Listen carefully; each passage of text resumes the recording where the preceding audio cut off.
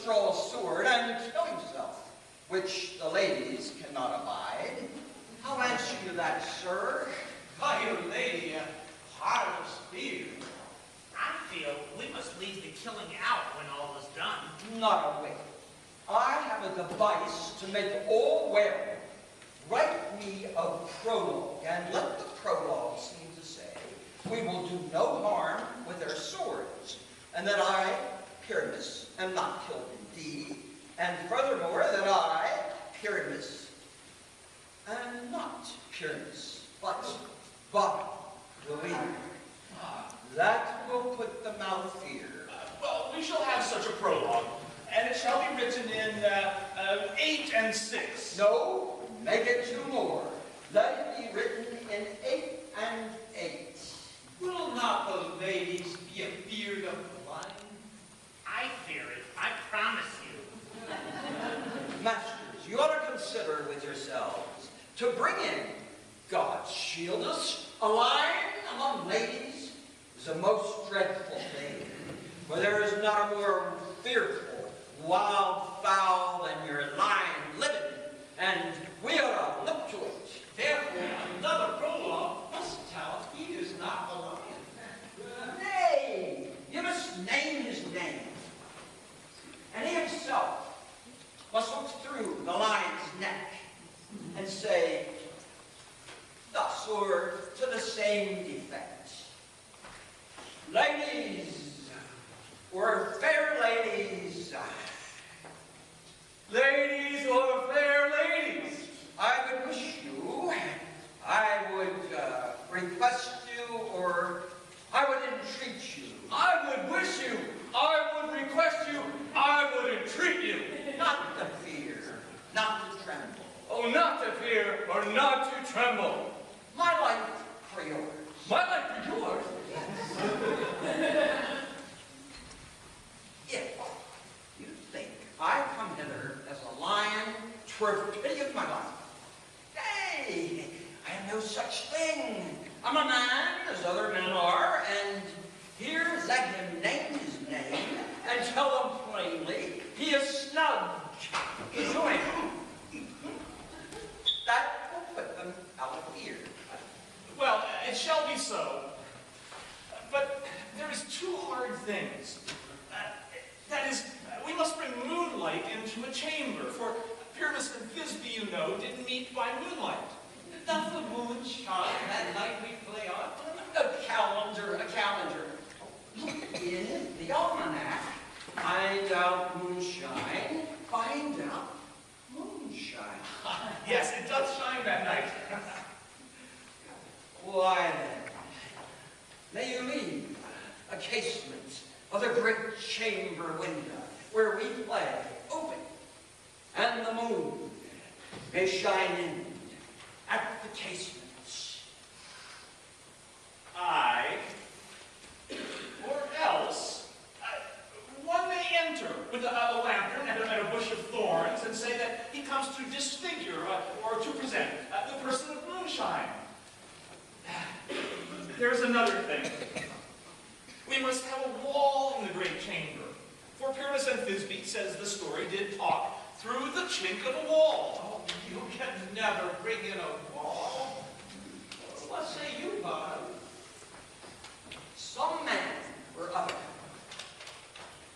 must present wall, and let him have some plaster and some loam and some rough cast about it to signify wall, and let him hold his fingers thus. And from that cranny shall Pyramus and Thisbe whisper. Well, if it be so, then all is well. But come, every mother's son, sit and rehearse your parts. Pyramus, you begin. And when you have spoken your speech, enter into that break over there. And so everyone according to their cues.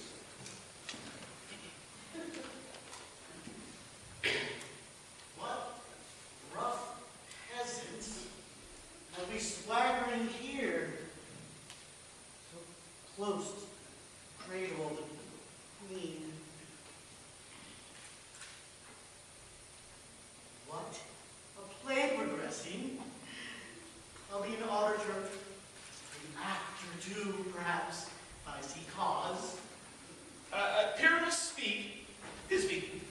Stand forward.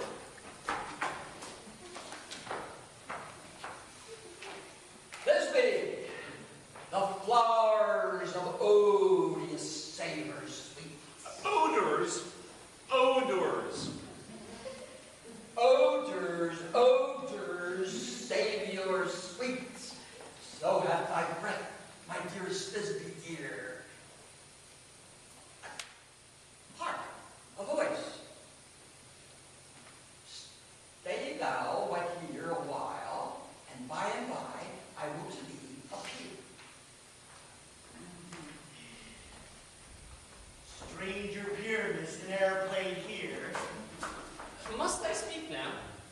Marry, you must, for you must understand that he but goes to see a noise that he heard, and is to come again.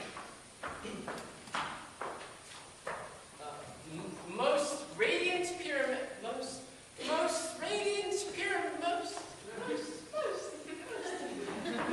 radiant Pyramus, most lily white view of color like the red rose on triumphant briar, most brisky, juvenile, and deep, most lovely dew, as truest horse that yet would never tire. I'll meet thee, Pyramus, at Ninny's tomb. Not Ninny's tomb, Ninus's tomb, ma'am. But you must not say that yet. That you answer to Pyramus. You say all your lines at once, cues and all. Pyramus, enter. Your cue is past. It is never tire.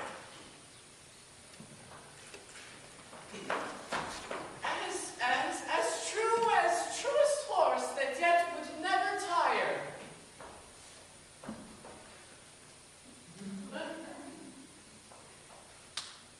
Thisbe, if I were fair, Thisbe, I were only thine. How strange, how monstrous. We are haunted. Masters, pray. Masters, fly. Help! Help! Help! I'll follow you. I'll lead you about around. Look, through bog, through brake, through briar. Sometimes a horse selling, sometimes a hound, a hog, a headless bear, some kind of fire. And neigh, and bark, and grunt, and roar, and burn, like horse, hound, hog, bear, fire, at every turn. Why do they run away? This is knavery of them, to make me afeard. I know them. Oh, sings. Oh, Bottom! Oh, change! What do I see on thee? What do you see? You see an ass head of your own, do you?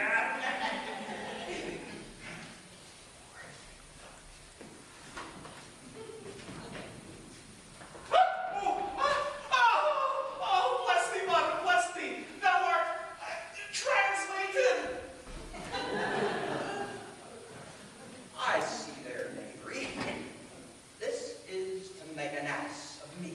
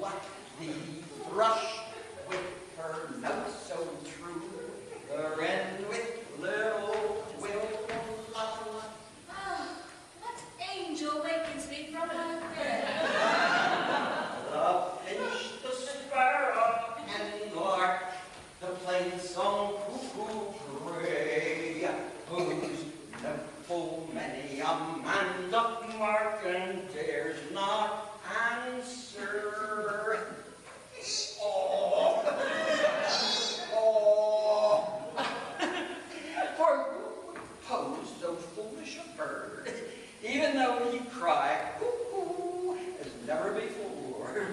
Cuckoo, cuckoo, cuckold, cuckold. I pray thee, gentle mortal, sing again. For mine ears enamored to thy note, so mine eye enthralled to thy shape, and thy virtue's force doth move me on the first view to say, to swear, I love thee. Methinks, mistress, you're mistook. But to say the truth, reason and love keep a little company together nowadays. Thou art as wise as thou art victimore. Not so neither, but if I had wit enough to get out of this wood, I'd have enough to serve my own turn. Out of this wood do not desire to go. Thou shalt remain here whether thou wilt or no. I am a spirit of no common rate. The summer still doth attend upon my state. And I do love thee. Therefore, go with me.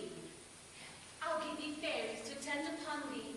They'll fetch thee jewels from the deep and sing to thee while thou on pressed flowers dost sleep. And I will purge thy mortal grossness so that like an airy spirit thou shalt go. Peace blossom, cobweb, mustard seed, moth, then and I. Where shall we go? Come, be kind and courteous to our gentle friend. Hop in his walks, gabble in his eyes, feed him apricots and dewberries, pluck the wings of the painted butterfly so to fan the moonbeams from my lover's eyes. Nod to him, elves, and do him courtesies. Hail, Morgan! Hail, hail, hail. I cry your worship's mercies most heartily. I beseech your worship's name. Cobweb. Good Master Cobweb, I shall desire you more acquaintance. If I cut my finger, I shall make bold with you. Your name, honest gentleman? He's Blossom. I pray you, commend me to Mistress Squash, your mother, and to Master Peascod, your father. Good Master Peas Blossom, I shall desire you of more acquaintance too. And your name, honest gentleman? Mustard seed. Whoa, good Master Mustard Seed, I know your family well. Many a time your kindred have made my eyes water ere now. I shall desire you of more acquaintance, good Master Mustard Seed. Come, wait upon him, and take him to my bower. Methinks the moon looks with watery eye, and when she weeps, weeps every flower, lamenting some enforced chastity. And your name, honest Ah,